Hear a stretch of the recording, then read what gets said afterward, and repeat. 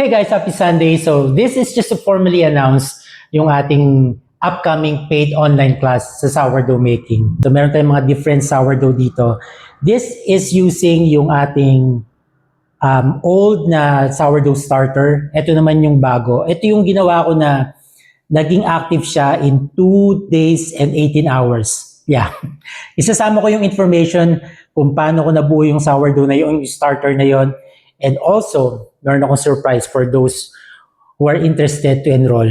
Ito pinag-isipan ko kasi baka mga raga ko, pero sige, gawin natin. So magkakaroon tayo ng starter kit. So ano yung ma-receive nyo pag nag-enroll kayo? So magkakaroon kayo ng, actually hindi ito ba nito, no? Nabibili lang to sa grocery. Kasi pag gumagawa ako ng sourdough, hindi ko na ginagamit yung Banneton ko. So eto na lang. Ito yung parang food container. Ganyan. Pwede kayo mag-bake dito actually. Tapos sasamahan natin siya ng bread lang. Ayan.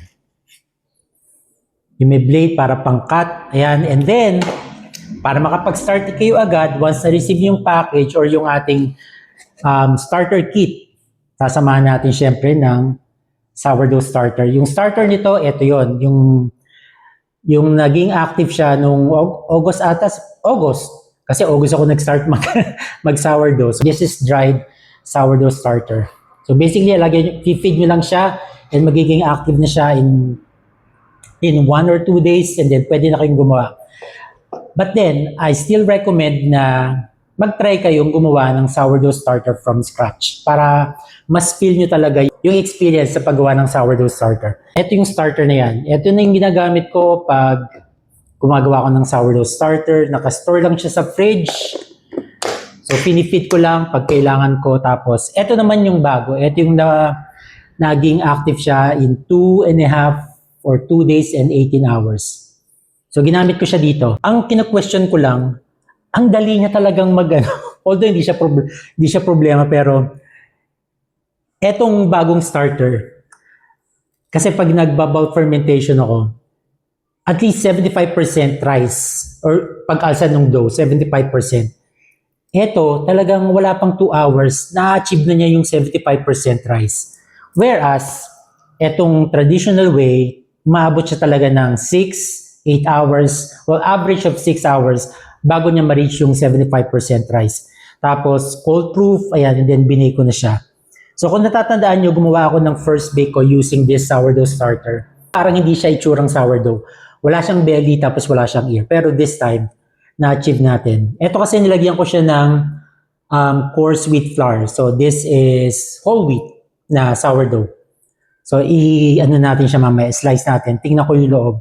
So, I know, tatanungin nyo, magkano yung fee? So, the fee is $2,499. Aside from the plain sourdough, ano pa yung matututunan nyo, yung paggawa ng mga inclusions, paglalagay ng mga flavor, pag-play around ng different type of flours para hindi lang puro bread flour or pag-incorporate ng, kunwari gusto nyo mag-incorporate ng rye flour, gusto nyo mag-incorporate ng wheat flour, gagawin natin yung multi-seed, high fiber, high protein na sourdough. So pwede kayong maglagay ng psyllium fiber para mas healthy. So para, mas may fiber yung ating sourdough. Sa mga health conscious dyan. Ang maganda sa sourdough talaga, healthy siya, it's gut-friendly, naturally fermented, and it doesn't spike your blood sugar. Tapos, gluten-free ba to? Hindi ko alam. I-search na lang. So, yung mga flavors na i-include ko dito sa ating sourdough making, of course, we have the plain sourdough, jalapeno and cheese, cranberry and walnut, multi-seeds, chocolate or dark chocolate, tapos yung ating, pizza, pepperoni and pizza, and then pesto, and then yung ating high fiber, high protein, multi-seed sourdough. So that's 8 flavors. Basically, kung ano yung process ko sa paggawa ng sourdough, isi-share ko. Ito na yung simplified version, pero hindi tayo nag-shortcut. Gagawin pa rin natin yung traditional way na nag-aantay tayo ng bulk fermentation para umalsa siya, ma-develop yung flavor, and then magko-cold retard tayo. Sa paggawa talaga ng sourdough, it will take 2 days para makaproduce kayo ng bread. Pero it's gonna be all worth it. Ako, simula na matuto ako talagang eto na talaga, almost everyday, eto kinakain ko. Pag sawa na ako, let's say sa plane, ayan, lagi na akong gumagawa ng inclusions. And yung paglalagay ko na inclusions para very generous siya, pag kinat nyo, very generous, makikita nyo yung loob niya. So pag-develop ng gluten, yung surface tension, kung ano mga term matututunan nyo dun sa online class natin. And I will shoot that tomorrow. Ano ba ngayon? Feb 1. Basta this week, isushoot ko na siya, promise, para by the end of this week, pwede ko na nga siyang i-post and you can start paying for those who are interested to join or to enroll sa online class or online tutorial ng ating sourdough making. Alright, so yun lang. Expect nyo, once you enroll, makaka-receive kayo ng lalagyan ng sourdough starter, tapos ng ating bread lamb, ayan, and then yung ating parang baniton. Dito ako dito na ako gumagawa, hindi ko na ginagamit yung baniton talaga. Alright, so yun lang. And also, syempre, yung information natin kung paano ko nagawa itong 2-day-old or almost 3-day-old na ating sourdough starter. Para siyang naka-steroid. Ang bilis niyang umalsa. Tingnan muna natin yung loob nito.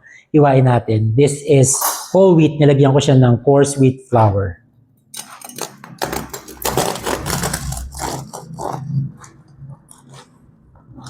Pero yung una kong ginawa, masarap siya.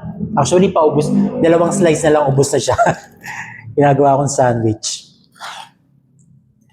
So, crumb reveal tayo. 1, 2, 3. Whoa! Wow! Maganda siya, ha? Ito parang mini loaf lang siya. Compare dito, ito yung malaki to eh. So, parang hinati ko lang yung isa. Yan. Whole wheat na siya, guys, oh. Ito, igagaranti ko na pag nag-enroll kayo, napanood yung video, sinunod yung instruction ko, never kayo mag-fail sa paggawa ng sourdough. Kasi ako, marami na akong fail.